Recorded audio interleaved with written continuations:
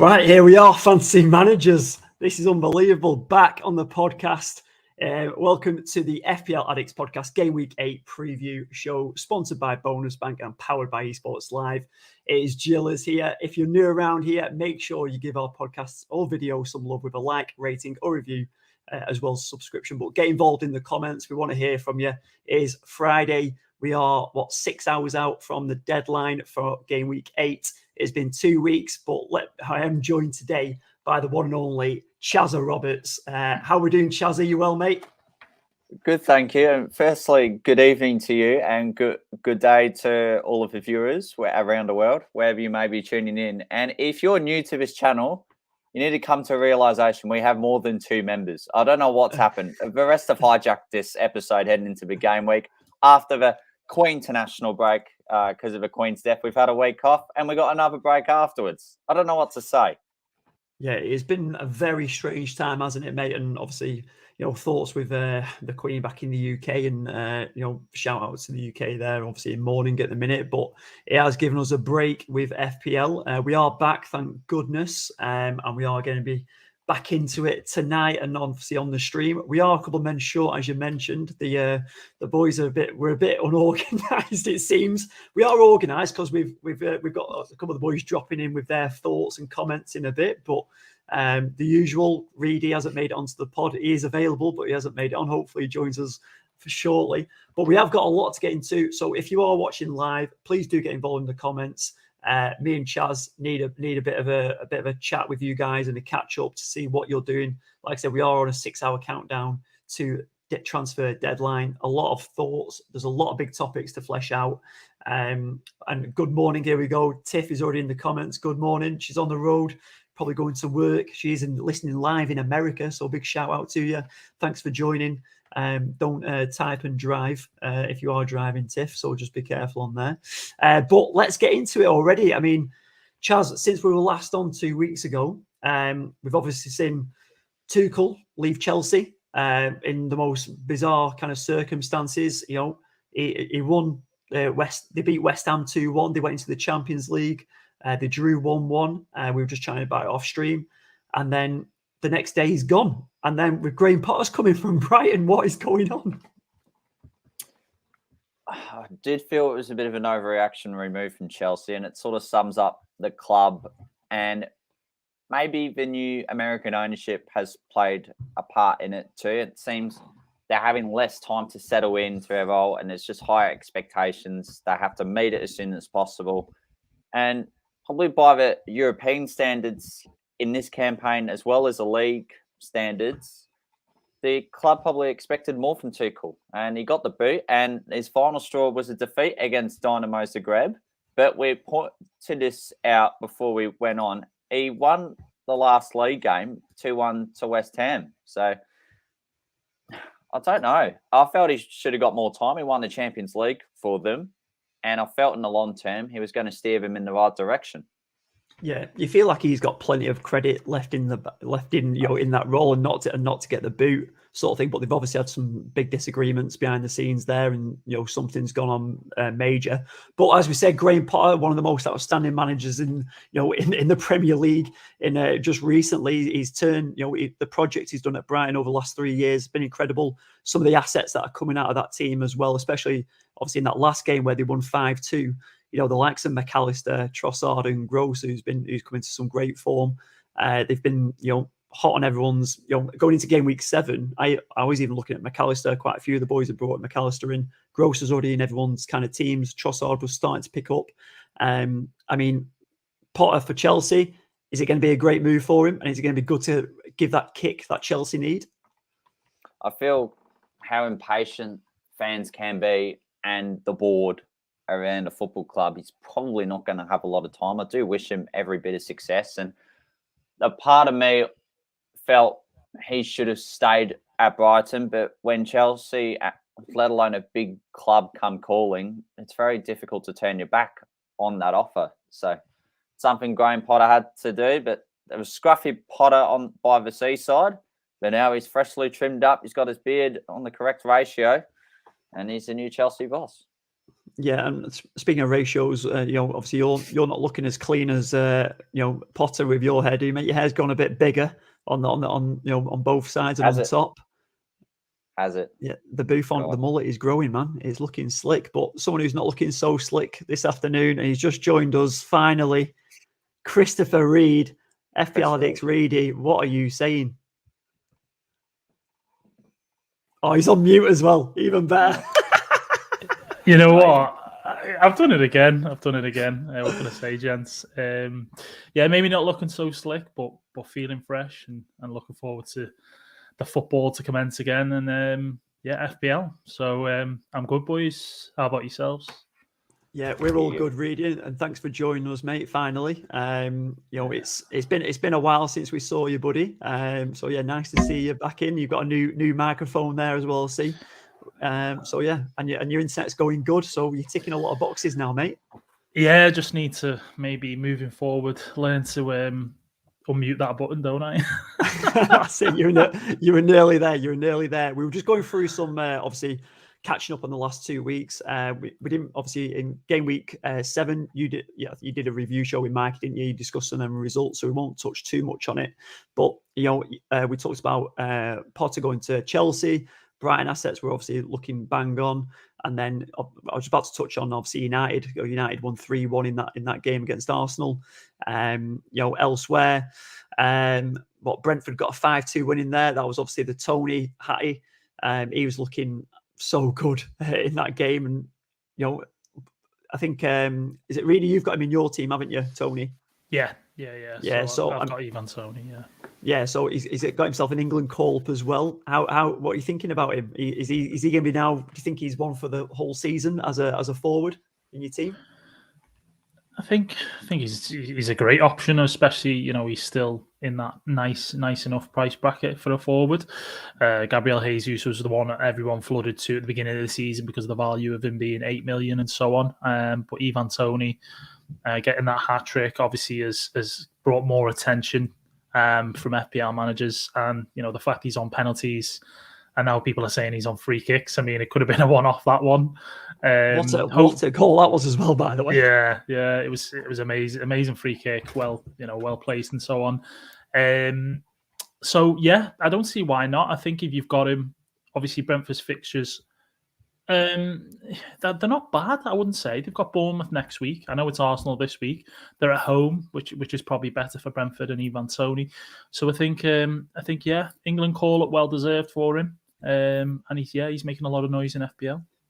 Yeah, and a few surprises in that England call-up as well with, we know how loyal Gareth is, but maybe a bit too loyal, even the likes of my United boys, Maguire and Shaw getting the call-up. But we'll let Gareth take all the hits on that one. But yeah, as we know, we're going into, obviously, game week 8. Game week 7 was a bit of a write-off, as we know, due to the events that happened, and obviously with the Royals. We've obviously already kind of mentioned that, but we're going to go on to a review of the podcast league. So it's a bit of a strange one because we know there's not been too much movement. Me and Chaz were just talking about green arrows and stuff, and in our league, Elliot got a green arrow went above Chazza.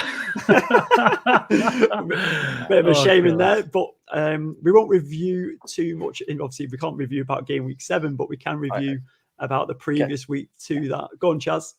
Yeah, I just wanted to talk about my game week 7 side, and a memorable one to say the least. You submitted a 4-point hit in a way to sort of avoid the price sizes, but I knew tactically, in the long term, it was the right moves for the team.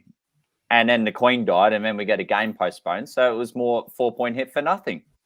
Yeah, and plenty of managers obviously got I think that's the issue, isn't it? We've tried to do these things early. Things happen. Obviously, everyone got stung with COVID and stuff over the last 18 months or so with all the moves and stuff because you didn't know what games are going on, and then something very random as such as this affects obviously sport in the UK and obviously with the Premier League. And Chazzy, you've suffered with that red arrow. But I think you can quickly just look at your team. I mean, from the previous week, you got 39 points in there.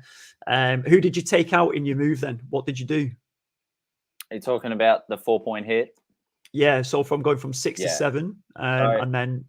Yeah, I went Robertson out for Kieran Trippier, as well as Hillmanson to Kevin De Bruyne. Okay. And then the other one, with all of it, this was more for a 4-point hit, went Taylor from Nottingham Forest up to Alexander Mitrovic. Yeah, right, okay. So, and then these moves, how was that setting you up? Was that obviously purposely for setting up for game week 8, or is that what your plan was? It's to get the bench cover that is required, for example, game weeks such as this, where unusual circumstances arrive. And I feel I do have that now, especially with the addition of Mitrovic. I feel there's merit in the third striker this season compared to the next one. I think our strikers are performing relatively well, especially the ones at a bit of a lower budget, for example, Mitrovic and Ivan Toney. So that's how I see it, and especially with a goalkeeper situation too. I know at the start I didn't mind a Leicester duo, but considering they didn't keep clean sheets, just ran out of patience simply.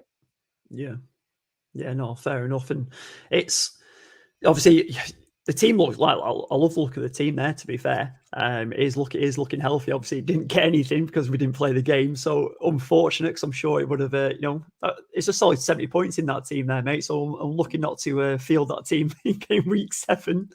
But we'll have a look. And you did, obviously, with that 4-point hit, you did take the hit and you did take the red arrow. I'm just going to try and get back into the league. That's right, please do. I'm very proud. You're very proud. So Chaz sitting on 338 overall. Elliot Craig 342. He's in 5th place in our league. Reedy, we'll jump onto you, mate. You are talk about someone else, Jack. I've had enough. 2.6 overall in the world. Read it in this. What did you do for game week 7? Then did you roll your transfers from 6 to 7? Yeah. So I basically had 2 free transfers for game week 7. The plan for me was to bring in someone cheaper than Gundogan, who's the guy I had in before McAllister. Now we talk about early moves, of course, and these price rises that happen so quickly. That's the reason I kind of went a bit early. When you've got 2, you kind of can because you've got that backup transfer and so on. For me personally, there was a lot of talk of obviously FPL Fantasy Premier League gave people the option to roll their wild card, and then the free hit would be given back to them and so on. And there were lots of people just free hitting to cancel the transfer and stuff. So I was a bit skeptical about doing that in terms of you just never know sometimes. You don't trust certain things, and I didn't want to risk doing that when we free hit and something kind of go dramatically wrong. Already have played my wild card in game week 2, of course. So McAllister came in. I had 1 free transfer then in the back pocket.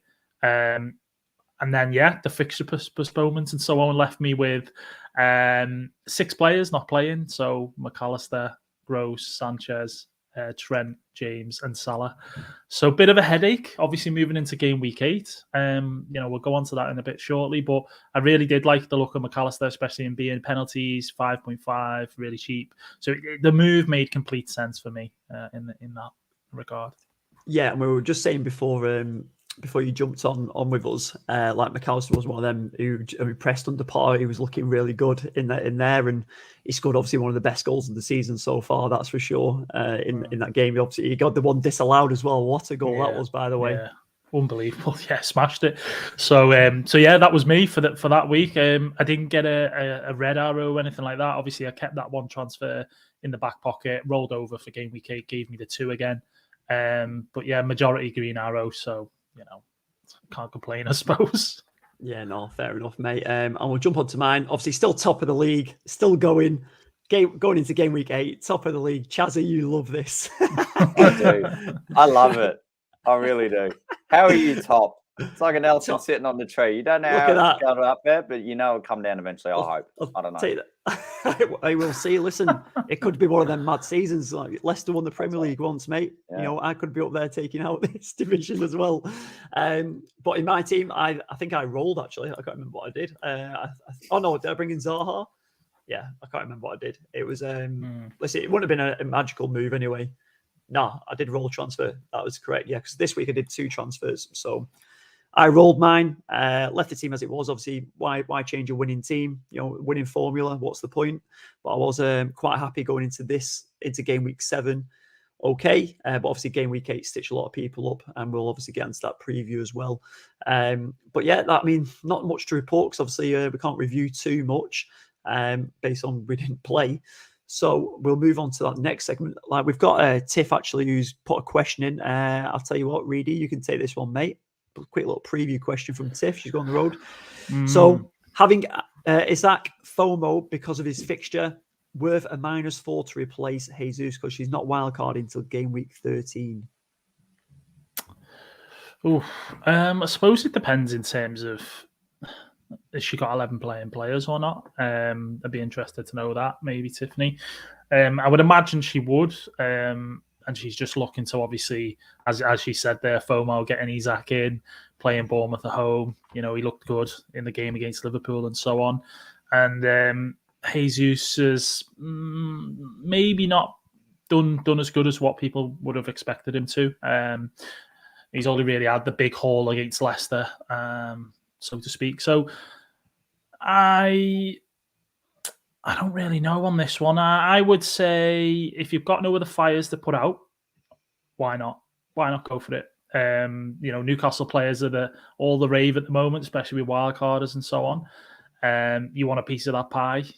If you're confident that Isaac will get something and Jesus is really going to, give us a bum score again, then yeah, I don't see why not. Go for it. I mean, we want to have a bit of fun at the end of the day. I think we all forget that taking a minus, oh no, you can't do that. Unless it's a -12 or a minus, 16, then you've got cause for concern. But a -4, just for a bit of excitement, especially before the international break, just go for it, Tiff. All right, you've heard it from the hitman himself, or the former hitman. I'm not too sure what status of manager is these days, but he's being consistent, really. But like last season, you were smashing the hits, but you had a lot of fun with it. I think that it totally depends on your style, doesn't it? And I think it's not worst case scenario either, is it? If you take a -4 1 week, and it's the gamble, isn't it? It can pay off, and he looks obviously like a good striker, but Jesus is also. He could turn up this week and he could bang away as well, though, couldn't he? Chaz, have you got any thoughts on that one, mate? That move? My gut feeling is no. I had a little think about it as the question popped up. I feel Jesus away at Brentford could genuinely get something. And if he does, probably level with Alexander Isak. I know we're perceiving this fixture as a feast day for Newcastle, which genuinely could be. But in terms of who is on the winners board based on getting the most attacking returns, it genuinely could be any of Newcastle's attacking players. I feel they've shed it around a bit. However, I do acknowledge Isaac has got into some really encouraging positions to start, and we will discuss more on him later in another segment. There we go. So he'll be coming right up, as Chaz has said. So yeah, Tiff, I hope that helps you. You've heard from the hitman, you've heard from the Chazza the mullet. So hopefully that helps and provides a bit of guidance for you. But I'm just going to a quick plug here. So me and Chaz were live on a preview the other day. We are back with the FPL Social. FPL Social is Australia's biggest meetup event of FPL managers. So we're going to Sydney on the 8th of October. It's going to be an action-stacked football event. FPL Addicts are hosting, so Elliot and Ollie are going to be hosting the event again. They did it in Melbourne, and now they're going to be doing it in Sydney. It is held at Ultra Football in Alexandria. So if you are listening to the podcast and you want to come meet up, it's for anybody who loves football, loves FPL. There's going to be fan debates, FPL manager debates, and so we've got some of the biggest content creators in Sydney coming to the venue. They'll be on the couch, a bit like the Gary Neville on the couch with the overlap, and then going to be playing off against each other in terms of who can come up with a better argument, different topics to discuss. But then there's also some great little things going on, like we've got Soccer AM style challenges with, got some volleys, some penalties to take. There's going to be a big quiz as well. Obviously, plenty of food and beers going about as well. And then on to the A-League game as well with Melbourne Victory versus Sydney in the Big Blue. And then we're going to kick on into the CBD thereafter and watch some live Premier League. So it's going to be a full-on event. Chazza, you excited for this one, mate? I am. And just another quick comment. Are Reedy and Rev, are they going to be on the big monitors? Because that's where I thrive off the most. The more the interaction with the monitors than the human beings in person. Are they going to make an appearance? Reedy, you're going to be jumping on the stream, mate? I mean, I don't know if you can fit mine and Rev's head on the same monitor. That's the only problem, Chaz. As you can see, I have a very large, meatball head here. So Rev as well. We'll have to see on that one. But I'd be more than keen to make an appearance, a little quick appearance, and I'm absolutely buzzing for you. I think that the fact that you are organising this again, I know you were there the first one, Chaz, and that's how kind of you've got to know Jack and so on, and the other lads. So I'm excited for you, even more so that it's gone to Sydney now. So Ultra Football doing a great job in providing the facilities and so on, and all the rest of the stuff. So all the FPL managers, or even previous who went to the Melbourne event, and the people coming to this one are going to have a great time, no doubt. Yeah, fantastic. And obviously, Reedy, you're involved in the online stream. So if you can't make it to Sydney and you want to be a part of it, definitely jump on the stream and you'll be able to interact and engage, get some questions over. We're going to host an FPL social space as well. So there's going to be plenty of Q&A happening so you can get your word and get your say. But then it's game week 10 that weekend. So we'll be going into the deadline, answering questions. You've got some of the biggest FPL Aussie content creators and people giving advice and opinions. So it's definitely going to be one. Someone in the comments here who is going to be joining us there, Quentin Dunn from FPL Amateurs of Oz. He's just saying hello. He's going to be there as well, which is great. So we're very excited. So if you want to get a ticket, fplsocial.com.au is where you can go to get on the website, grab a ticket. If you're on your own, don't worry. It's going to be, there's going to be plenty of us there, and you can come meet fellow managers, expand your network, and you'll definitely meet some friends for life. But also those who you've been chatting on Twitter will be there as well. So, right, let's get on with FPL right now.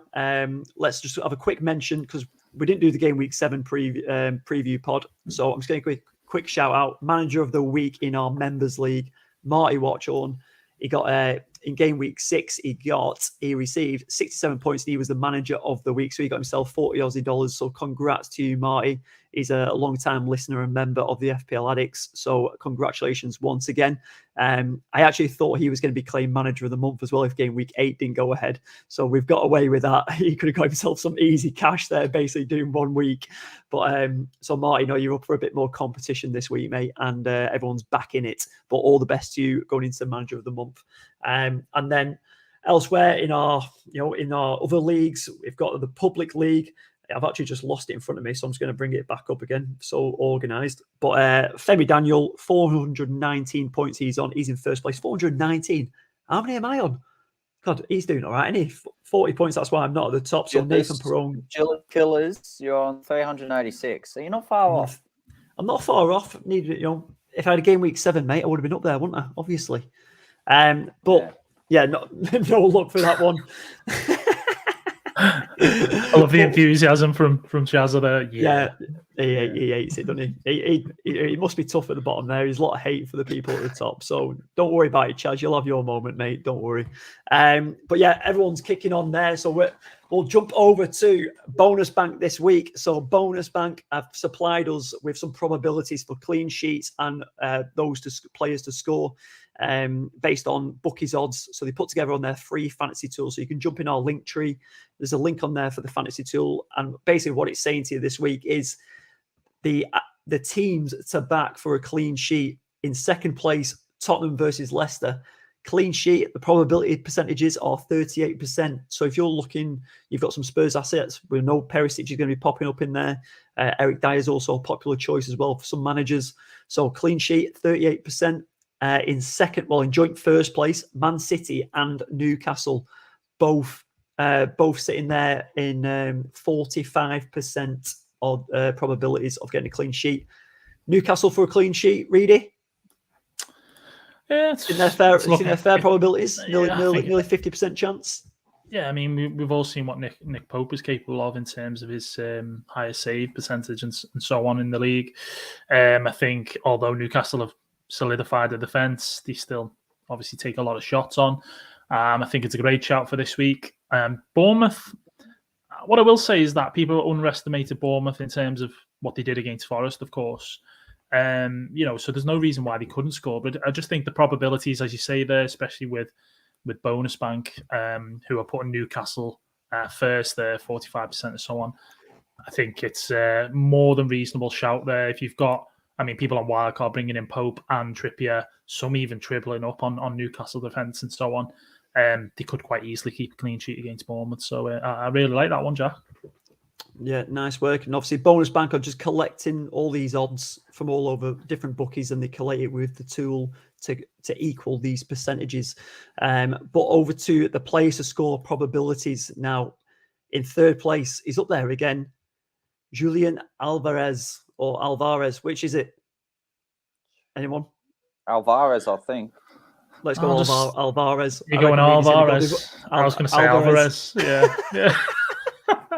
What a shambles. Just keep it simple. 45% he's on to score. So no doubt looking to come off the bench on that 60th, 70th minute, and he'll probably bag one, but he is looking elite, isn't he? He is looking like an absolute baller. He's been likened to Aguero in there. Second place, Sir Harry Kane, 47% chance. And, this is an obvious one, but Haaland, 54% chance. Chaz, what do you reckon to them stats, mate? And is it fair to put Haaland at 54%, or do you think it should be more?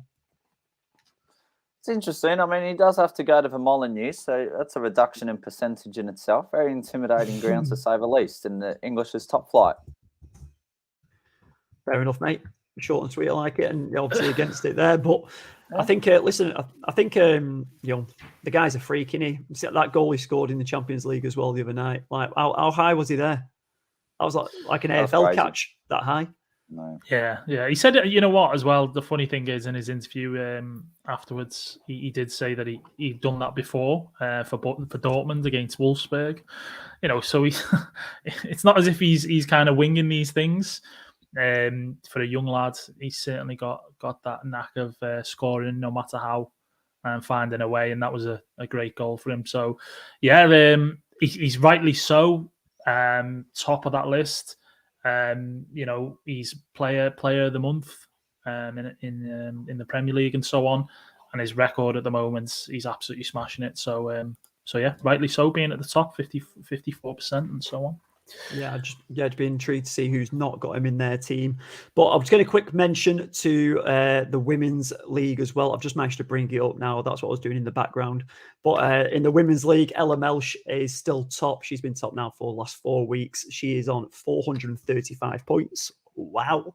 So a huge score so far from her. So congratulations, Ella. We'd love to hear from you if you want to try and get in touch with us. We'd love to hear a bit more from you. And over in the members head-to-head league, so there's 16 managers in there. We've got an admin team in there. Admin is sitting 4th place in a minute. Not too bad. But in first place, Donald Breslin, FPL Dodie. He's first place in there with 16 points. So Donald, he actually won the members league, the bonus bank one last season as well. So he's one to watch out for, and he's doing it again. He loves the head-to-head competition. And Dodie, we are going to see you in Sydney as well, mate. He is coming down to the FPL Social, so can't wait to see him. But let's get into it now. We are in for the Game Week 8 preview. We've been waiting 2 weeks for this, so there's a lot to get through. There are some big decisions to make. Jack? Yes, mate, go on. I've been waiting 47 minutes of the Game Week 8 preview. I thought we were hitting the streets, hitting live at 9. I know, yeah. Well, this is because of Reedy, isn't it? Try to plug his internet in. Blame the older guy. That's the way to do it. Yeah. As I reassess this, I think a cohesion within us three. It just needs to stay as it is, and we just stuff the other three out. Oh, that's it. So we'll put the other boys out. I wasn't expecting it to head that way, but okay, yeah. I hope they're not watching this live. That's all. I love them. Well, we'll see if they jump in the comments. I know they're going to jump in and do their little previews and stuff after we've done the discussion. But let's get into it. So big hot topic: Arsenal double up. Is it time to ditch this double up? Chazza, we're going to go to you first, my friend. Yes, because I did raise this topic, and I think their scoring power has dried up. I'm just getting the fixtures up very, very quickly. So, look, the next 3 as well as a game week 12 blank against Man City. But even if you held them against Man City at home, it wouldn't be ideal either. So Brentford away, Spurs at home, Liverpool at home as well. I just feel there's certain sides in the league that are about to embark on really good fixture runs. I think it's worth holding on to still one of them. And if it was a choice out of everyone, it would be Gabriel Martinelli. Despite Gabriel Jesus' high ownership, I just feel, aside from that game week 2 performance from him, it's been underwhelming, the performances and the returns from the Brazilian and his ability to live up to our ownership. I even feel Ivan Toney is performing better, as Mitrovic performing better, and even Harry Kane.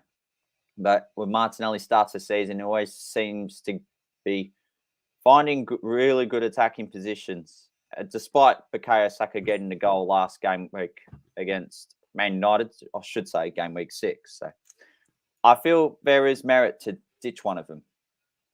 Okay, so for managers who are maybe they've got one free transfer, let's just say they're in that position, or they've got 2 free transfers or 1 free transfer, and they're not doing the wild card, would you be using one of them free transfers to get rid of them, or would you be thinking there's more essential moves to be making rather than ditching these Arsenal assets? Or do you think like Mitrovic and Toney are essential in that respect? I feel if you've had underperforming premiums, you sort them out first before sorting one of the Arsenal fellas. If you got 2 free transfers, you got nothing to do, it's probably worth considering taking one of the Arsenal assets out. But if you got 1 free transfer, as the saying goes, every opportunity, you just got to keep on voling, and you make it 2 free transfers. Yeah, fair enough, mate. And I think obviously sorting out these premium assets is where you want to sort out first, right? Because we know there's some underperforming ones, and that's a nice little segue to Reedy's team. Because Liverpool, let's talk about Liverpool in general. I think Chaz is going to have some thoughts on this as well. But the top 3 players in this round so far are all who've been transferred out in this round are all Liverpool players. Salah, Diaz, and Trent. Obviously, Salah being the king of FPL for how many years? Solid week in, week out. He obviously got back on the score sheet in the Champions League. But Reedy, Salah out. Is this the one now? Is he done? I don't think it's for the season. I would say that you can. It's justifiable to take him out. I would say that, in terms of the fixtures for Liverpool, they're obviously looking quite difficult at the moment, the next few game weeks and so on. So, as I say, it's justifiable. I'm really surprised to see, all 3 of those guys being the highest transferred out. I don't think it's wise to take, to have no Liverpool assets in your side, regardless of them fixtures that I've mentioned. But, 13 million or 12.9 that Salah is at the moment. And these fixtures coming up for the likes of City and so on, it's too tempting for people. And yeah, it's funny that we're talking about Liverpool assets being taken out and me being a Liverpool supporter. We'll see what's happened later in terms of what moves I've made this week. But yeah, there's no doubt for me that at some point it is going to click again, or it may already have started clicking with the likes of Thiago back in the team. It makes a huge, huge difference for Liverpool. So I think Salah will come good again. And for me personally, I'm not getting rid of Trent. I'm keeping hold of him. I think there's some players that are just season keepers. And for me, Trent's up there, being one of those I likes with Cancelo and so on. So yeah, that's my kind of view on it. All right. Well, Reedy's had his say. He's going, listen, if you're going to sell anyone, sell Salah and Diaz, but maybe keep Trent. So he kind of understands that one. But Chazza, what's your say, mate? I feel when I have watched Liverpool this season, I have been convinced by them defensively. So if there's one person to keep, geez, that was a great voice crack. I reckon a Colombian, if anything. The Colombian, not the Brazilian. Yeah, I feel there's scoring power within this Liverpool side. And as much as I feel Trent is a season keeper, we know what he's renowned for, and his reputation is just all guns out blazing week in, week out. There's just something a little different about this Liverpool season, which makes it a little underwhelming in terms of owning one of our Liverpool assets. Now, if I had Salah, he would be the first one to go, probably because of his price tag. And you've got plenty of other avenues to go. You could structurally change through a wild card and bring in a premium forward, for example, Harry Kane, and if you somehow don't have him, the robotic Haaland. But look, with Trent, you could go downgrading too. There's plenty of avenues to use that spare cash as well. I feel Luis Diaz, the way he has found the attacking spots, hasn't been too bad to start the season. I know he's only scored 3 goals, but I think when it's sort of a contested game against a top side, I see Liverpool scoring goals, but I'm not sure about them keeping shutouts. Yeah, fair enough, mate. I can't disagree with you in most of them ones. I think the getting rid of Salah one is, I think managers feel a lot more freer without him, because obviously he's so bound by his price, and he's so expensive, isn't he? And you've got all this cash. If you do get rid of him, you've got there's so much more flexibility in your team. You can spread this cash amongst, unless you're trading him in. But I think it's just a quick question from I'll put this one to you, Reedy. Will Shaw, wishing us good luck for this week, but he's gone, listen, if I'm getting rid of Salah, what do you think about this move? Salah to Son for free? Or does he go, is KDB essential, taking a -4 because he's already got a triple C, so he'd have to take out Walker to allow KDB to come in? Would you be recommending that, or do you think Salah to Son should be the better move rather than taking the hit? I personally would say KDB is a better pick as it stands. I know he's saying there, Will's saying about the free, and then obviously Salah to KDB for -4 and so on. I think in that situation, I don't think you change things around. I think if you've got the 2 frees, you can move from Salah to KDB and use your other transfer elsewhere, then absolutely fine. But I wouldn't advocate kind of being triple City to remove one of them to bring KDB in. I just don't think it is worth it. The only risk factor here is obviously the rotation with Son, or the lack of goals and assists from Son. He does play a Leicester side, which we all know how terrible they are. But in terms of Kulusevski and Richarlison, they've offered so much more for Spurs this season. So it's really difficult one. It is a tough one, but I would go for the Son one, just with it being a free. I think that's a much better move rather than moving a City that could potentially haul or get a score for KDB. If it turns out that KDB doesn't bring anything in, then you'll be kind of gutted you didn't go for that first option. So Son for me, boys. Son. Yeah, nice shout, mate. Appreciate that, and hope Will, good luck to you as well this week, and hopefully that's maybe helped you along your way. But speaking of obviously big changes in teams, another topic this week, and so many managers have been intrigued to know what the number is. I'd love to know if anyone knows already, but the number of people wildcarding this week now is it a good time? Is it a bad time? Should everyone be hitting that button now? I mean, a lot of managers are absolutely in the mud because they've got so many players missing because of the game postponements. Do we need to have a full 11 fielded, or what can you get away with? A lot of questions to be answered. But let us know in the comments if you are wildcarding this week, and why you are wildcarding. But Chazza, what would you be saying to this? What do you think about activating that wildcard? Been thinking through this for the last 10 minutes, I'd say. Oof. So, for example, if you had Reedy's squad, which consisted of McAllister, Gross, your 2 Arsenal players, your 2 Liverpool, you go wildcard. I feel it's a no-brainer, and it gives you a really good opportunity to jump on certain players before other managers do. That's a good opportunity to go on to some differentials. You may have a really good fixture run, or have just picked up the form, and as well give you a really solid squad for the coming game week. However, if you're sort of really tight roping the boundary, you're on your 10 or 11, I just use the free transfer where you can. The free hit I see being more valuable later in the season. Yeah, later on in the season. Reedy, where are you at with it, mate? I think it all works down, or it all comes down to, I suppose, is how many players you've got. Obviously, the first and foremost thing, as you mentioned there, Jack, I think you can get away with 10 players this week without having to play your wild card. It's not going to look as fancy and as amazing compared to what wild carders have got, for Newcastle and Spurs assets and so on, and then even City. But I just don't think that now realistically is actually the right time for the wild card. I really don't. That's what I believe. If I'd still had my wild card, I know Chaz. It was I know game week Chaz, 2. Time, yeah, it? it was game week 2. I know Chaz is saying in my situation, if it came down to it, there, and I've got 3 Brighton assets, I've got the 2 Liverpool guys and James from Chelsea amongst Arsenal assets there that I kind of, you need to really wildcard there. In my situation, I've got 9 playing players. I've got 2 free transfers. All right, I've still got some of those players that Chaz is saying that you'd like to take out, but I'm fine with that. I'm quite happy with that for now. I think the Brentford fixture, the Arsenal, isn't that much of a worry, and if it can see Arsenal, getting goals and so on in there. So yeah, I think it all depends. No, this is on me actually, because I genuinely forgot Arsenal were playing this weekend still. I thought their game was postponed. there we go.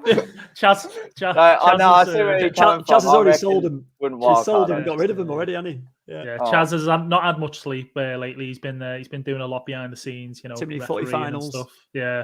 So we'll let you off with that one, Chaz. But I mean, as I say, in terms of wildcarding and stuff, I think it's probably only a smaller percentage than what people think. Who's wildcarding and so on. And it's for me, it's more FOMO. It's a FOMO thing because everyone else is doing, or because people you see in Twitter community are doing it. Oh, I need to wildcard. I'm missing out this week. When the realistic sort of side of things is we've got an international break. We've then got a blank now between City and Arsenal in 12, and then from that point onwards, it's 4 game weeks until the World Cup. So I think it could be used elsewhere and be a little bit more valuable to people. So it does all come down to, as I say, how many players you've got playing for this week and your structure moving forward. Yeah, couldn't agree more. I think it's all that timing. Like I said, the FOMO is there with people. People are hitting that button, but they're obviously wanting to. I don't think the wild cards that I've seen online that people have been doing, they're not. They do just seem like these FOMO ones, just to try and get this full squad out for this week. But people are in different positions, like as we said. Spike, thanks for joining us. Hope you're going well. I'd love to know what you're thinking about Potter leaving you and how that leaves your Brighton team. But I hope everything's well for you, buddy. He's wildcarding this week because it would have cost him a -8. That's a bit like Reedy territory to get the 11 out, and 2 of them were a 50-50 to start. So I think, I presume he's maybe got like a Walker in there as well, who's got that flag on him. But I mean, that's one of the situations where you are wildcarding because you need to actually still be competitive, especially if you're in your mini leagues as well. You want to be trying to keep competitive, run with the pack, and keep up. So pushing that wild card, maybe the good idea for you guys. Colm this week. Thanks for joining us, Colm. -4, -8 this week wild card, and wild card in 12 game week 12 or 13 is easier for him to get Salah backs. He's still a Salah fan and he believes in him. Chaz, go for it, mate. Yeah, it's just on that. I'll firstly love your YouTube comments popping through left, right, and center. I think it's magical for what makes this podcast so great. Just on that latest comment, do you feel by then everything will still revolve around getting Mo Salah back in? Because at the rate he's going, I don't think it will be. Yeah, I mean, what are we thinking? Well, if you go from game week 12, right, they got West Ham, Forest, Leeds. So 3 greens on the FDR. Tottenham away, obviously maybe a bit of a tough one then. Then obviously what we've got after that, three greens after that. If it's a Liverpool we know, and as Reedy knows from the last couple of seasons, then you'll be wanting to get him back in then and use that wild card to get him back in. And he's still probably going to be a cheaper price by then. And he's still going to be maybe about 12.9 unless he gets a bit of form in between. But I think a lot of people, I think that'll be more so the reason to get him back in. But I presume people will be able to afford him with save up 2 free transfers, you'll be able to rotate him back in, no? Yeah, something like that. I was just noticing. I mean, Jack, you've talked for the last 30 seconds, but you decided to put my face on the big screen. I love it. I think it's amazing. Mate, I need to exaggerate the mullet. That's all, Joe. I want to make sure that is front and center. Window of opportunity there. That's good. Here we go. Let's have a look at some more people who play wildcards. Love it. Look at the Woodstock one. Questions. Chris, good afternoon. Thanks for joining us, mate. Thanks for jumping in the stream. He's already wildcarded, so he's taking a -4 this game week. So he's probably wildcarding game week 2 like Reedy. But he's taking a -4 this week, and he's very happy. Bring it on. Let us know who you brought in this week, mate. We'd love to hear. Gita has gone Son or KDB, Madison or Zaha. Oof, a couple of different ones in there. Who have you got in there at the minute, mate? And let us know when we might be able to answer that one. So, yeah, let us know what you've got, if you've got some transfers in there. Chaz, did you want to take that one? Sorry. Yeah, I will. Just very quickly. Out of the two on the premium perspective, I'm going to go KDB if I had the choice. And Madison or Zaha, both of them have decent fixtures coming up, but I feel the culture of a club right now, I'm just going to back a Wilf. I feel he's just in a really good position, sort of playing as a striker. He's on penalties too. Now, I'm pretty sure it's a good segue to one of the player recommendations, or is that we're still waiting a bit later for that? We can, if you've got it top of your head, mate, you can go for it if you want. Well, sure. I mean, it was just on our agenda. We were just going to talk about, different. We're talking about transfer out. We've already mentioned that. No, but 3 differential picks for game week 8. 3 differentials. Go for it. Well, if you've got some hot ones you want to mention, mate, go for it. I'll be short and sharp on this one, like I have for this entire podcast thus far. Jared Bowen from West Ham. I know he has not returned so far this season, but if there's any time he's going to do it, hopefully it's within the next 14 game weeks, because in 11 of those fixtures are rated as a 2 on the fixture difficulty ranking. So there's your platter, Jared Bowen, and make the most of it. Leon Bailey, out of all people, genuinely, 4.7. When he somehow gets on the pitch and he decides to put his mind onto football, he can genuinely deliver like Domino's pizza delivery. And he scored against Man City last time out. So 5 of his next 6 fixtures have a 2 in the FDR as well. So there's a platter, there's your platform. And the other one, I think just mentioned Wilfred Zaha, and Crystal Palace's fixtures look brilliant until the new year, and he's already got 4 goals so far this season. I think it's a really good pick. I think it was Reedy. Was that? No, it may have been Jack's side that already has Zaha. Is that correct? I did bring him in and I took him back out again. I was going to say you're ahead of the curve, but you can't make your mind up. No, I just went. He's backpedaling, isn't he, Chaz? Yeah, he's backpedaling already. I went early because obviously I replaced Odegaard, didn't I? I brought him in, and then I went Zaha, but then obviously just with, it just didn't work out. But I hear you because I see it. I want him in. I want him in my when I get to the wild card. If I do get the wild card after the international break, that's where I'm going, because I think Zaha is a great pick. I think obviously Leon Bailey, I've seen him a lot in wild cards just now, but at that price is crazy. And if he gets on the pitch and plays, we saw what he did over here in Australia against United. That finish was unbelievable. He's shown a bit of that since he's been playing in the Premier League. Aston Villa need to sort themselves out still. I think they need to get into a bit of form, don't they? But obviously they've had some good results. They had that home win against Everton, was it, Chazza? I think we said. And then they had the draw against City, the 1-1. So they've got some promise in there. We know they've got the team. But yeah, Bailey, I think everyone wants to see that hype actually, kick on and see what he does. But for 4.7, if he's doing these things, unbelievable, isn't it? Chaz, I'll just give you a bit more FaceTime then as well, won't I? But let's get into the preview for this week. Unless we wanted to mention anything else, let's just have a quick look. Oh, big topic. And we need to mention, Reedy, you've got this in your notes. Trippier from Newcastle. Obviously, he's one of the most transferred in players this week. He is the most transferred in player this week. He's got 540 transfers. I think KDB is second, and Pope is up there as well. So Newcastle assets are bringing the noise. What did you want to talk about with Newcastle? Yeah, just really kind of wanted to mention what you were saying there about Trippier and him being the most transferred in this week, along with 2 of the Newcastle guys in Nick Pope and Isak as well. So 571,000. And rising for Trippier at the moment before obviously the deadline tonight. Oh, another 30,000 in the last 40 minutes. Yeah. So, it just goes to show the Newcastle assets this week with that home fixture against Bournemouth. People have really liked the look of Newcastle so far this season and what Eddie Howe's doing. And rightly so, he's kind of got a good group of players there. And I think that people really could benefit from having a double up this week and, having Trippier and Pope. So I think if you're on the wild card especially, people are going to be going there. I don't blame them. And I think Nick Pope as well is actually a pretty good hold. Well, actually saying that, Trippier is as well. Obviously if you get both.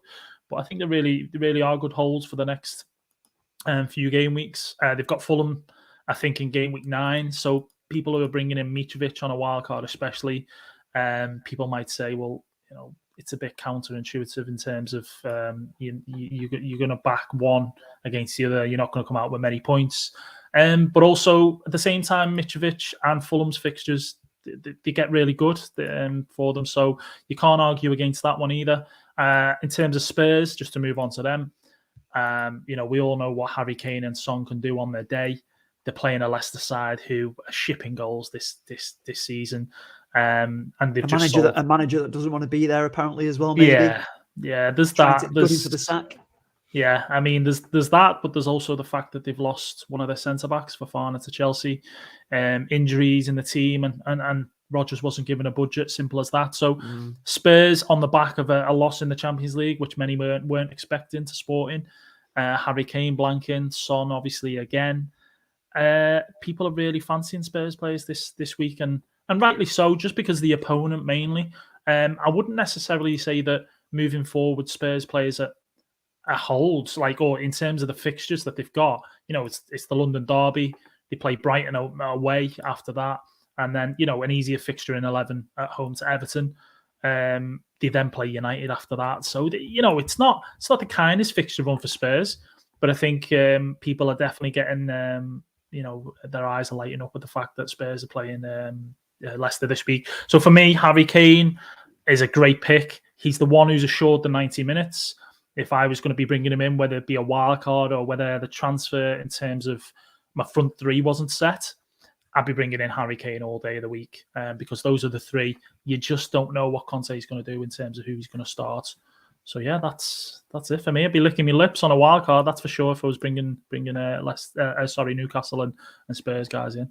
Yeah, so some good picks in there. If you are on your wild card and you've got this ability to bring in, a lot of the template is looking like that with some of them assets that Reedy's mentioned, but good picks. I mean, Newcastle have got, that run, but as we mentioned, Trips is looking great. Pope looking good in there. Isak is looking good in up top, but Harry Kane, he's got to be coming in for a lot of these managers on wild cards if he's not in already, to go alongside Haaland. Yeah, scary. Just briefly as well, in terms of what people, I know we haven't I think Chaz mentioned it briefly, but free hit this week, I would stay away from that, in my personal opinion. You've got the FOMO, if anyone has played the wild card like myself, and I think there was someone in the chat the same, they're taking a -8, which depending on who you're bringing in, it might be worth it, or if you've not got enough players for this week, then maybe you'll do that. But the free hit, there's so much more upside later on in the season. There's going to be double game weeks. We know that for sure. So, it'd just be such a waste, this week to play that chip. And if it does backfire, you're just going to be hating activating that chip. So, yeah, stay away from the free hit is my kind of advice for this week. All right. You have been warned by Reedy. He's been doing his analysis and his own work. He's already stuffed up his wild card in game week 2, but he's saying don't hit the free hit chip, because you only get one of them this season. You don't get 2. There's only one this season. So keep it, save it, ready for the double game weeks, because they will be coming up. Listen, guys, if you are new around here, we thank you for joining us. If you're watching on YouTube live, please give us a like, jump in the comments, but also hit the subscribe button. That would be fantastic. Chaz, you have your finger raised. What? Are you all right? Yeah, I was just going to say to this viewers out there too, if you're new around here, we actually have 6 panel members, not 3. Listen, we're a squad. We've got squad depth, you see. This is why the podcast happens every week, because we've got good squad depth. It's a 6-a-side team, isn't it? 6-a-side. Imagine that, a 6-a-side team. We'd have Chaz, or you'd be umpiring, mate. And then he'd be in goal. We'd stick Chaz in goal. Really wouldn't be passing the ball, he'd be hogging the ball. I think the Reverend would just be, he's like 5'3", isn't he? The Reverend. He'd be praying somewhere. He'd be praying in the corner. Every time he walks on the pitch, he'd be praying. Doing the cross on here. Yeah, we stick you and Elliot in the middle to run around like headless chickens. Two towers in the middle, and then we'll leave Ollie just to go. Ollie can be goalkeeper. Yeah. Goalkeeper. Oh, right. Say put him up front. Come on. But yeah, stick him in goal, mate. Stick him in goal. Right. Let's have a look elsewhere now. So we are going to be joined by now Elliot and Ollie. They're going to go through their teams. So let's see what they're going to say as they preview this week. with my right-hand man, Ollie Walker-Peel, today. And we obviously can't be on the main podcast today, but we've done this recording so that everyone can hear what our teams are going to look like heading into game week 8. Ollie, how are you doing, mate? I'm very well, mate. Obviously glad that we've got football back this weekend. Obviously, after last week, we didn't have any football. So glad we've got some FPL back, which is good. Yeah, obviously, like we said off air, I haven't seen your team yet for this week. And you hadn't seen mine until we botched the first pre-recording. But you've now seen it. You've now got to look at my team. So I don't know what you think of it yet. But I'll hopefully we can let you all in on our teams for the week. And hopefully you like what you see. Well, we will give everyone what they want. We won't take too much of your time. We'll bring up Ollie's team on the screen first. Just walk us through your starting 11 and your 15-man squad for this week, mate. So my starting 11 is as follows. It's a 4-3-3. David Raya is in goal. Back 4 of Patterson, Perisic, Emerson, and Nico Williams. Midfield 3 is Rashford, Martinelli, Andreas. Front 3, Haaland, Mitrovic, and Harry Kane. The 3 transfers this week saw Ederson depart for David Raya. Marcus Rashford has come in alongside the third option that has come in Alexander Mitrovic, who is leading my line for this week. Rashford, the one for me, I really like his stats. I know he's not got a game this weekend, but I want to plan forward. I want to plan ahead. If that costs me points this week, then that's going to be a bit annoying, but it is what it is. I have taken a 4-point hit, so it's a bit of a mini wild card. It's not going to be a great week for me this week, I don't think. I'm not all that confident, but I'm going to bite the bullet and hopefully it sets me up for future weeks. The 4 players on my bench are Danny Ward. He's got a game, but I prefer David Raya's fixture. The 3 others don't in Trent, Pascal Gross, and Mohamed Salah. So I'm a bit tied there with players because they're the only 11 outfielders I've got at the minute. I could have gone with a full 11, but I like the look of Marcus Rashford and didn't want to go anyone else. So I've done that. And I think I'll captain Erling Haaland. I don't think you can go anyone else in this game, given how good he is. I could go Mitrovic. He's got a decent fixture against Forest away, but you can't go against Haaland, can you?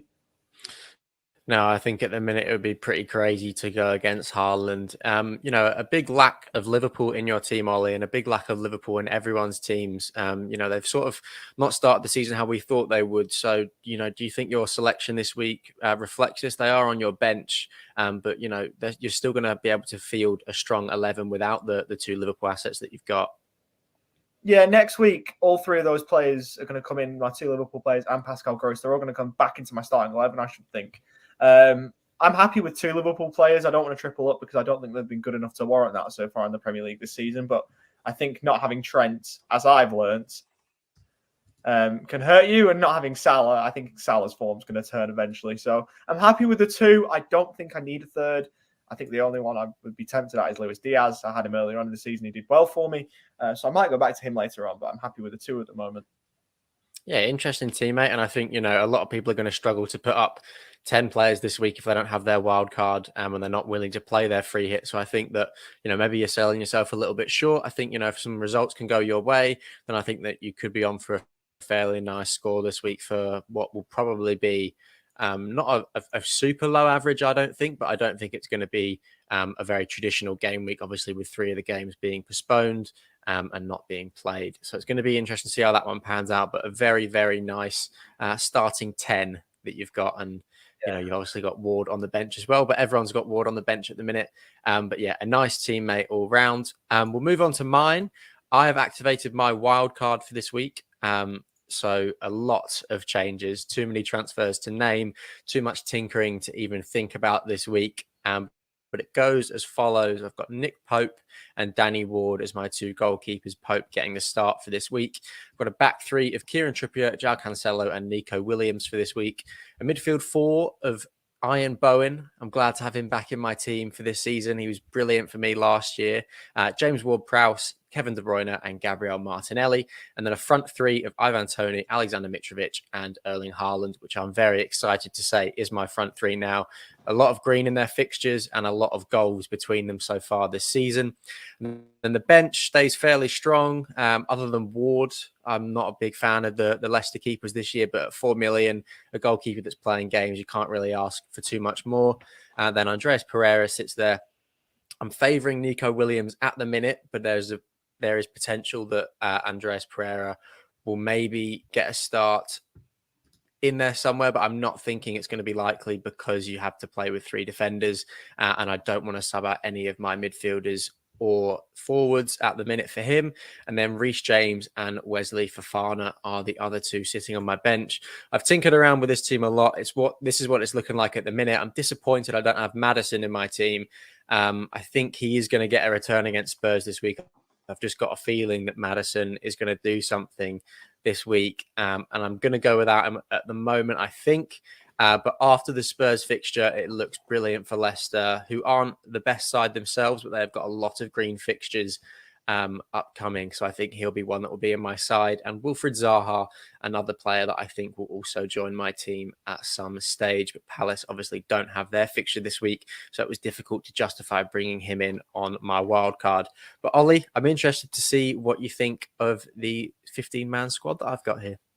I really like it with the exception of one player, and that player is Jared Bowen, which I think all of your options, Maddison, Zaha, obviously Zaha not this week. I think Maddison's a better option than Jared Bowen.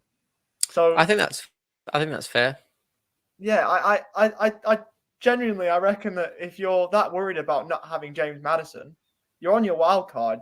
I think you'd move there now. I reckon, but that's what I'd do. Obviously, you're a different manager to me. I don't know an overall rank who's had the better start to the season. You're doing better than me, mate. So, maybe trust my advice for once. But no, it's a good team. I like the double Newcastle for this week. Obviously, they've got Bournemouth at home. Target Bournemouth at home. James Ward-Prowse, a bit of a niche option. I quite like it though. Obviously, called up to the England squad this week, which both of us agreed was a good move. And Ivan Toney up top was class. So I like the team. Just not sure about Jared Bowen.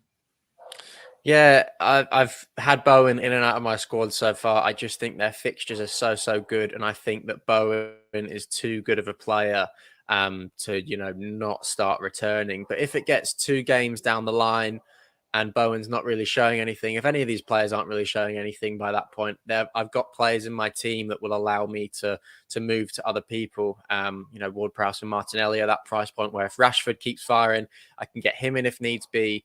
And then Bowen obviously is a very easy pathway to a Luis Diaz from Liverpool or a Maddison or a Zaha, any of those players. So I think I've got options going forward with this team as well, which is a big part of when I play my wild card. I like to, obviously think of, the next 5 game weeks, but I also think, beyond that, it's important to set your team up.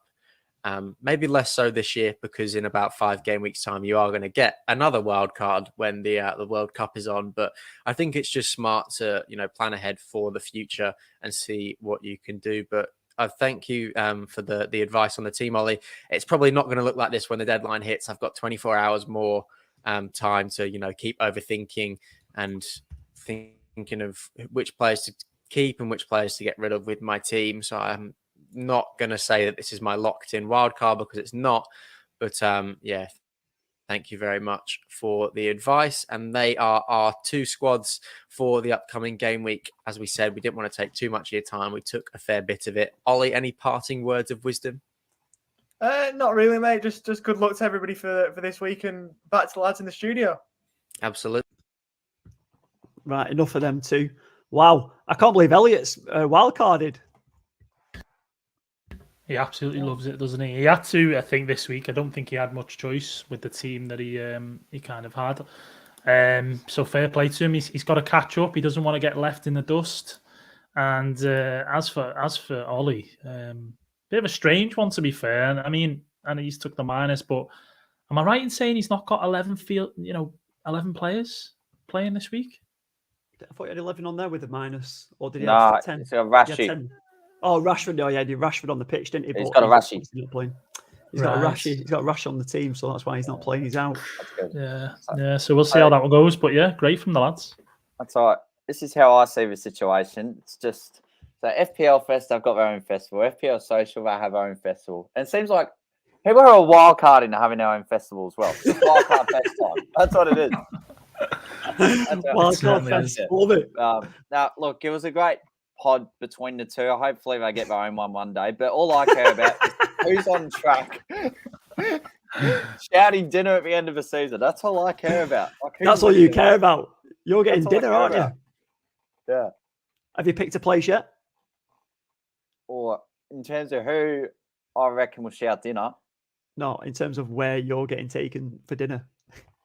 Oh, I don't really care as long as Ollie shouts the entire panel, and I'm all for that.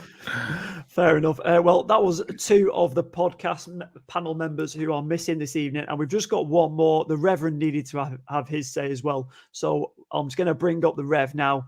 Where are you, Rev?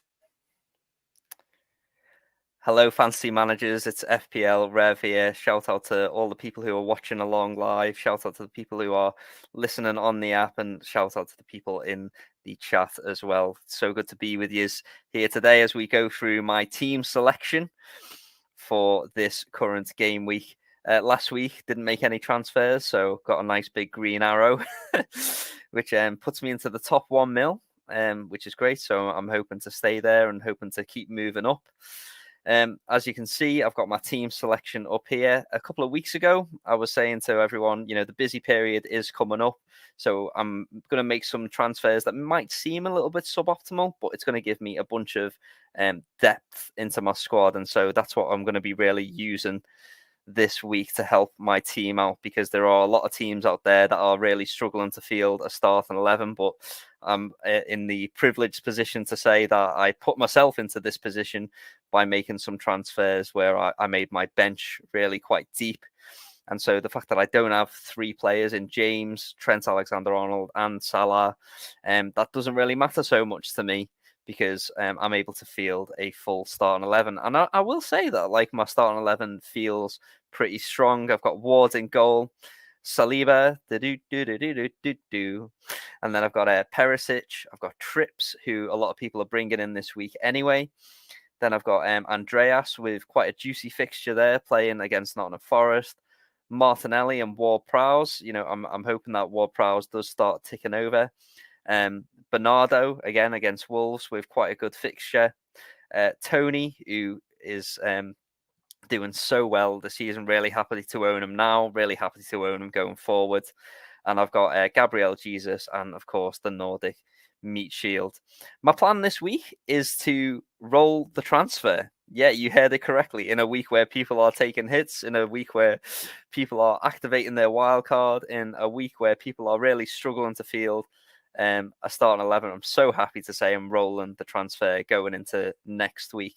If I was going to make a transfer, and maybe there's like a 10% chance that I would do it, I'm possibly thinking about going Trent Alexander-Arnold to Cancelo, but it just feels like one of those moves which is potentially a little bit of a sideways move. So I'm going to hang fire on doing that for now. I'm going to, learn my lessons from Ollie Walker-Peel, and not transfer out Trent just in case he bangs next week against a rudderless Brighton side. I think this is what people need to consider, is that, the Liverpool assets that we have in Trent and Salah, they are going to be playing against a managerless Brighton side at the moment. So, and if they do get the new manager, which I'm not even sure they do yet at the time that this is being recorded, how quickly are they going to be able to gel? How quickly are they going to be able to hold off Trent and Salah? And by the way, Salah really did look good in his Champions League game, so I'm quite happy to own him, even if it means I'm going to be owning him as a differential, which sounds like a total madness to say. So yeah, there's my team. We're rolling the transfer. We've got the 3-4-3 going on. And so hopefully this is going to be able to take me forward into the next coming game weeks. Great stuff there from the Reverend.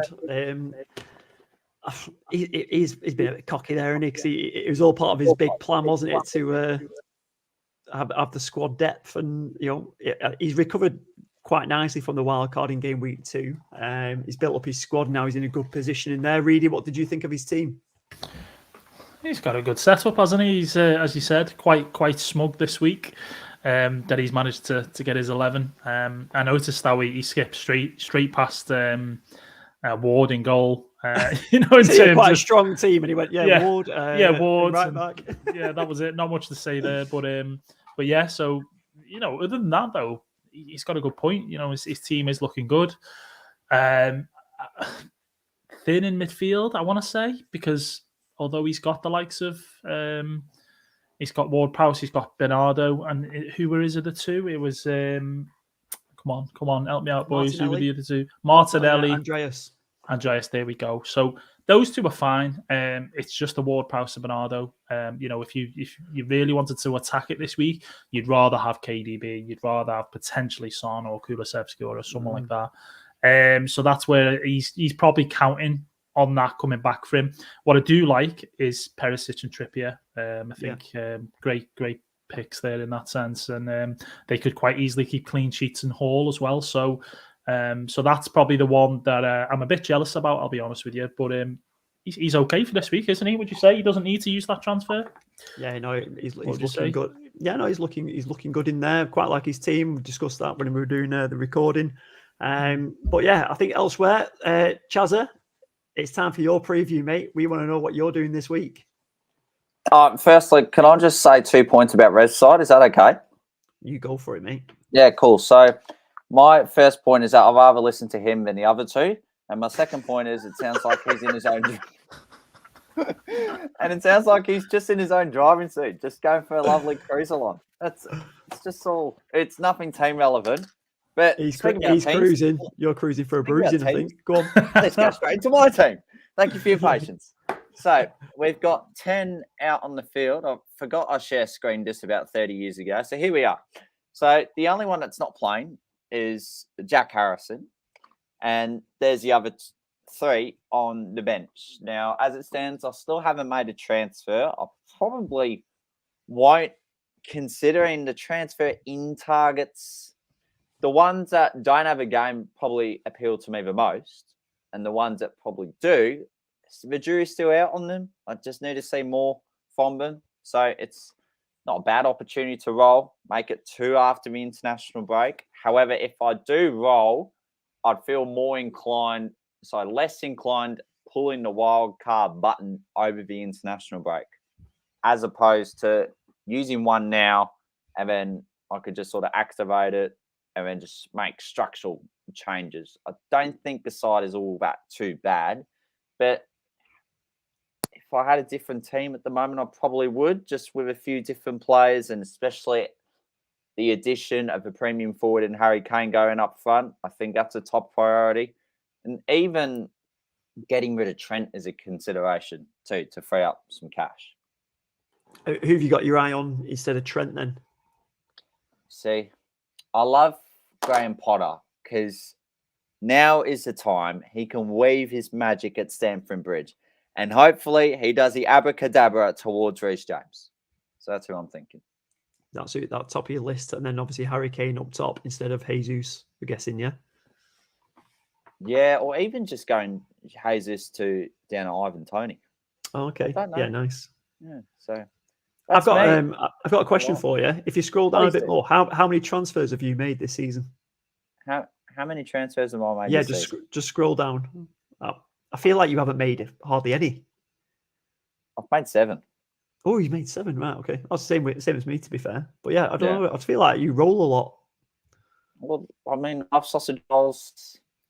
I love all these different roles around the world, and I feel when it comes to fantasy football, you got to roll at every chance. And I feel every window of opportunity I have rolled, there hasn't been much of an injury crisis. Yeah. So it's sort of allowed a added layer of luxury when it comes to those transfers. Have you got a plan for when you do want a wild card? It's probably either going to be next game week, or my plan B is I've got no idea. I like it. No, I like that. Yeah. That's my kind of thinking. No idea. Yeah, right, let's get on to the next one. Chazza, cheers for your team there, mate. I think you're in a good position for this week. Anything else you wanted to add to it? I'm just saying it scores pretty terribly most weeks. What are we going to add? No, did you want to add any further? Anything else on TT? No. I'm short, straight, bland, to the point. Beautiful, mate. Read it. You're up next, my friend. Let's see what you got. Yeah, so full 11 this week for me, boys. I'll just scroll up just so the subs aren't playing for me this week, so they're kind of irrelevant. But yeah, so at the moment for this week, I've got Ward in goal. I'd like someone else, but it is what it is. It could get 1 point. I'm hoping he gets 1 point anyway if Tottenham go absolutely ham on them. So, yeah, Patterson in terms of a nice home fixture. I'd rather Everton be at home. They haven't got Pickford, which is a bit of a worry for me in terms of him keeping a clean sheet. But yeah, it is what it is. He's a playing player. Ruben Diaz, who got rested in Champions League this week, so hopefully he'll be back. And then I've got obviously Saliba in there in that Brentford fixture. So an okay back three, or okay back four, if you include Ward. It could be better. I'm not going to lie. When I look at it, the temptation there to obviously take someone out and bring a Trippier in or someone who's basically got a better fixture this week. So it is what it is. I'm kind of accepting that. And then the midfield. Now I've made my 2 transfers this week, my 2 frees. I've brought in Kulusevski and I've brought in KDB. Those guys have come in for Salah and Gross. The plan for me is to bring Salah in probably around game week 14, it might be, for those fixtures that we've got before the World Cup comes into play. KDB is KDB. For me, it was the obvious pick. I didn't want to go and gamble with Son. And yeah, Andreas and Martinelli does what it says on the tin, doesn't it? I think many people have got those guys in, and 2 decent fixtures. The front 3, these guys were already set, and although I would like Kane over Jesus, I just couldn't justify bringing him out, bringing Kane in, for a playing player. I had the 9 and needed to make the 2 to bring 2 guys in to make it a full 11. So I'm sticking with Tony this week, sticking with Haaland, of course, and Jesus also. So bit of a I don't know, Tony and then the 3 Arsenal players. I'm hoping there's lots of goals in that. I'm not bothered if I don't keep the clean sheet from Saliba. If he can chip in with something, happy days. But it's all about those other 3 for me. So yeah, I don't mind it this week. I'm kind of just going with it. No wildcard, as we know. I'm not going to play the free hit. I've got a full 11. The only thing for me is, do I take a -4? Probably 10% chance that I do. I don't think it's very unlikely. Only 10% chance, really. You've changed. Chance. You've changed. Yeah, I know. I've definitely changed, boys. And as you mentioned there, Jack, to Chaz, how many transfers has he made this season so far? Mine's 8. So, only 1 more than you lads. So, yeah, I'm fairly happy with the team. I mean, what do you think of the moves, boys? Yeah. Who's on your bench, by the way? So on the bench is basically Trent, Sanchez, McAllister, and Reece James. They're the bench guys. Yeah, so the bench is strong, isn't it? Yeah? Bench is strong. Obviously, moving into the next few fixtures. I mean, the game week 9 fixture, you got Liverpool v Brighton. So, in terms of I'm going to have 2 Brighton players and 1 Liverpool player. So that's not too bad. You'd have a transfer there if you wanted to move one of them out, though, couldn't you? So, you've got the depth as well. I think with your team, the only one is just that with Richarlison doing well in Europe, obviously scoring them 2 goals on his debut there. But is that a bigger rotation risk? Do you think now with Kulu, or do you think Kulu's just dead set starting, guaranteed, and then it's going to be that rotation at 60 minutes or whatever?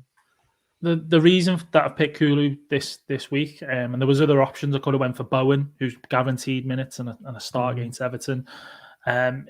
It's almost though then putting your eggs in too many of the same baskets. As I said with the Brentford Arsenal fixture, I would have put Bowen in there, and I've got Patterson at the back. That sort of thing. So the only other way that I could have potentially went was a Newcastle player. I don't know if you've had news yet on ASM, but I really was tempted to bring in St. Maximan this week. I just don't know what his situation in terms of if he's going to start, if he's fully fit. Yeah. I think you were saying 75% on there now, but do you know how true that is, do you? Yeah. Exactly. So for me, Kulu made more sense. He got a rest in the Champions League midweek. Spurs were poor from an attacking point of view. Son's not delivering. Richarlison's done okay.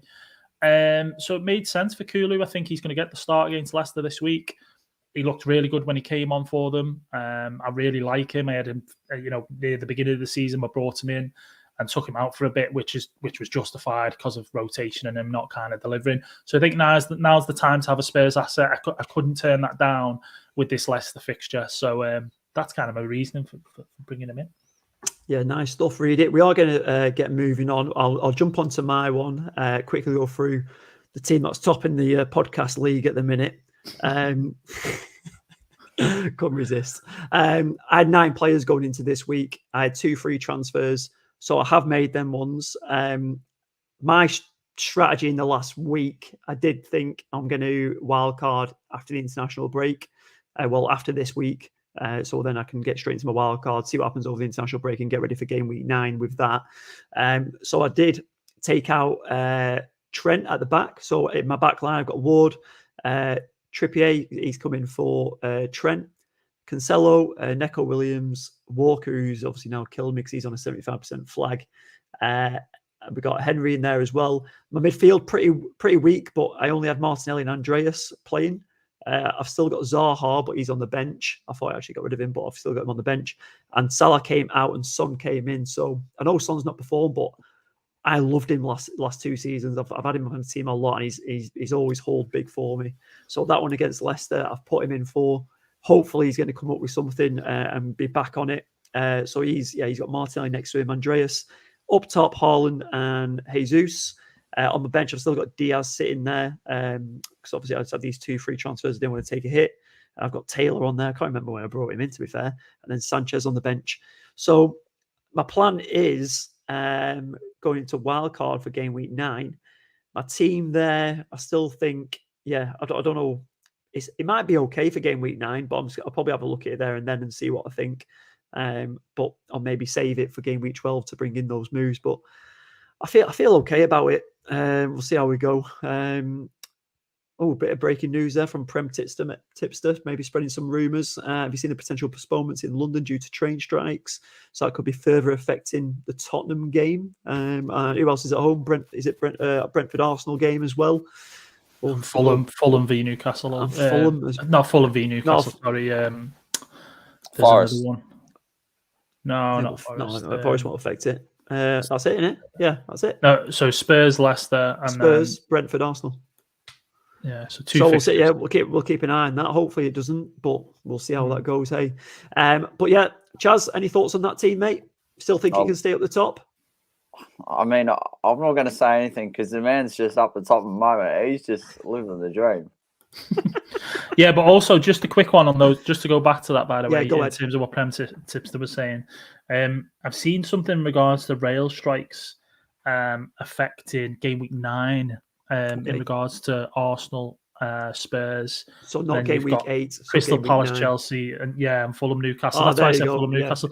Now, it just backed it up there. He's going, I believe the train strikes would have impacted a future game week. So it just clarified that.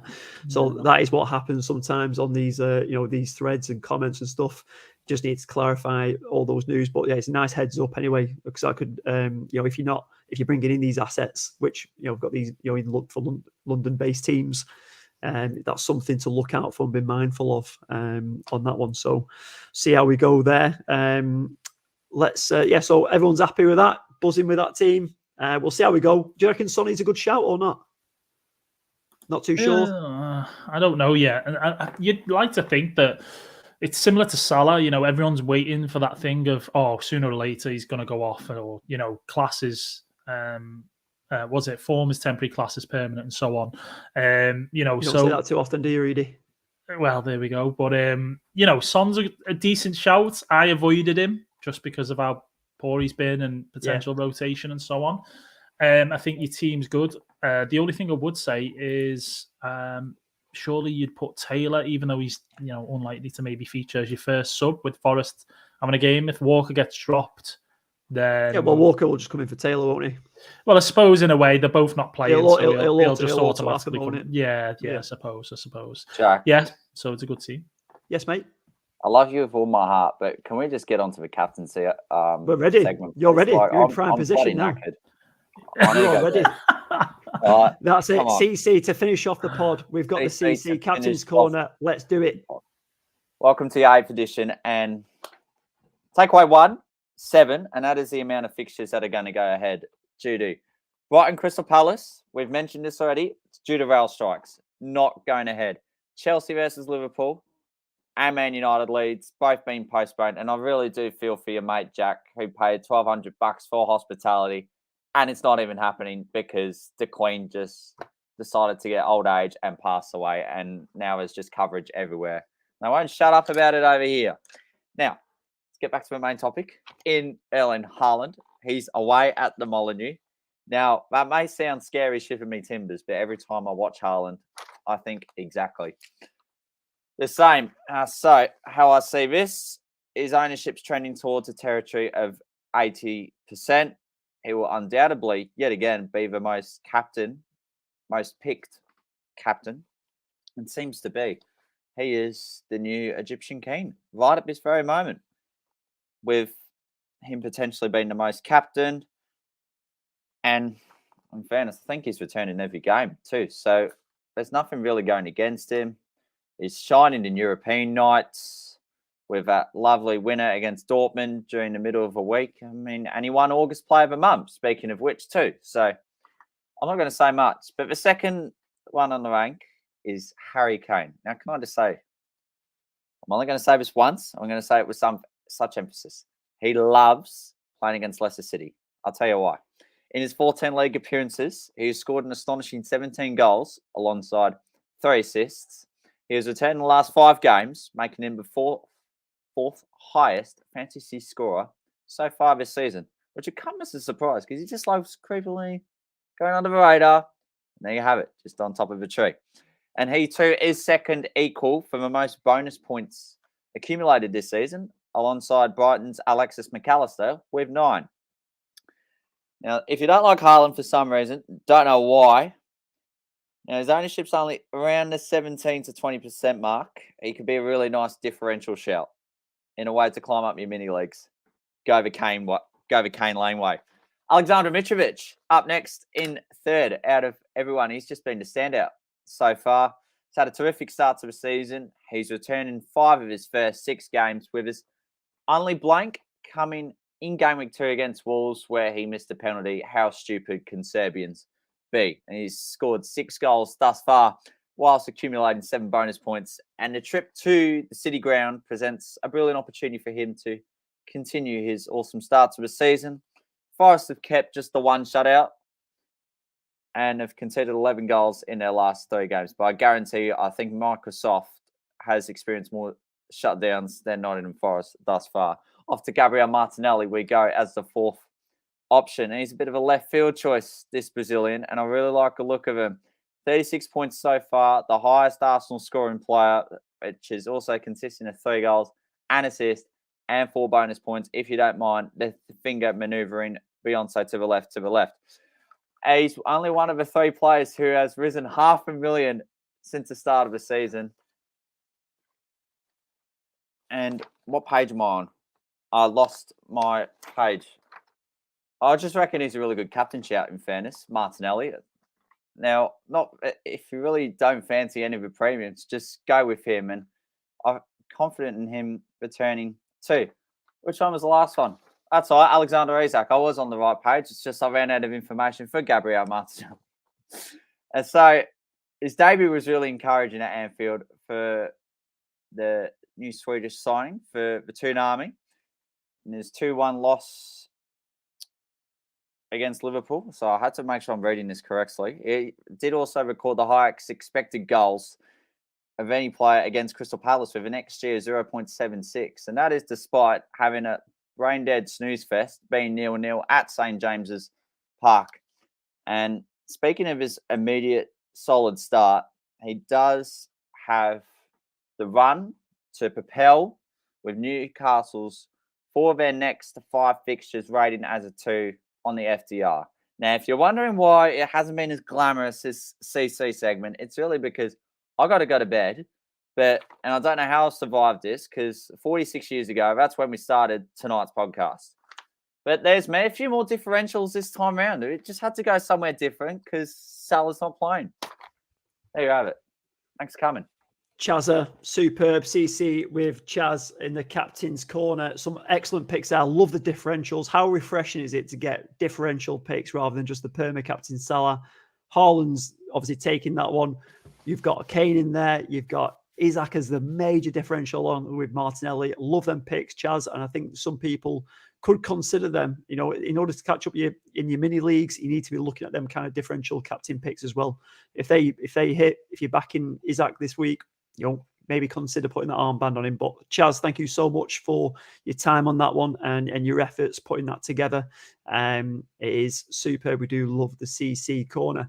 But listen, we have been streaming for like 90 minutes now. We have covered a lot of topics. It's been a great stream. Thank you for everyone for joining us.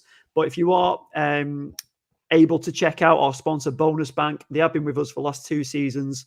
You can check out. They basically look at bookies promotions and bonuses on how to get hold of them. So check them out. You can use it for free. If you want to go premium, you can get 25% off with the FPL Addicts code. All the details are in our caption below. So please do check that out. And if you are new around here and you've enjoyed the stream, you've thrown comments in, please do give us a like. Hit the subscribe button so you don't miss an upload. But that does bring us to the end of the Game Week 8 preview. We've had a great stream and we can't wait. Premier League's back, if only for this weekend, because there is an international break. We will be dropping some episodes over the international break as well, so we're not going anywhere. But yeah, may all your FPL dreams come true. Give us a follow on Twitter. All our handles are on the screen now. All DMs are open. If you want to have a chat and chat FPL, you can do so. Reedy does love a yarn as well in a space. Before we bounce as well, go on, mate. And Jack, captains. Haaland. Captains. There you go. Haaland. I'm Haaland. Chaz. Full house? Yeah, I just reckon due to our similar hairstyles, I'm going to be back in Erling. So there we have it. Erling's in there. Good luck, everyone, this weekend, and we'll see you on the other side. Chaz, good luck with your big umpiring game tomorrow as well. We're all behind you, mate. We're going to be heckling from the sideline, but we will see you next time, guys. Thanks for joining us.